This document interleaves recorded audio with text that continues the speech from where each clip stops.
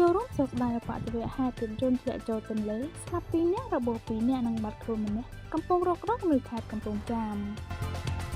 ហេតុការណ៍កើតឡើងនៅថ្ងៃទី29ខែ10 2025វេលាម៉ោង 10:16 នាទី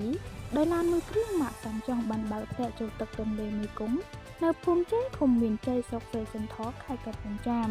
ដែលបានធ្វើដំណើរពីស្រុកត្បូងឃ្មុំខេត្តត្បូងឃ្មុំឆ្លងកាត់ស្រុកស្រីសន្ធរក្នុងរថយន្តមានមនុស្ស5នាក់កិនមកដល់ត្រឹមម៉ោង 5:00 នាទីក្រុមការងាររុករករបស់គណៈបញ្ជាការឯកភាពរដ្ឋបាលខេត្តកំពង់ចាម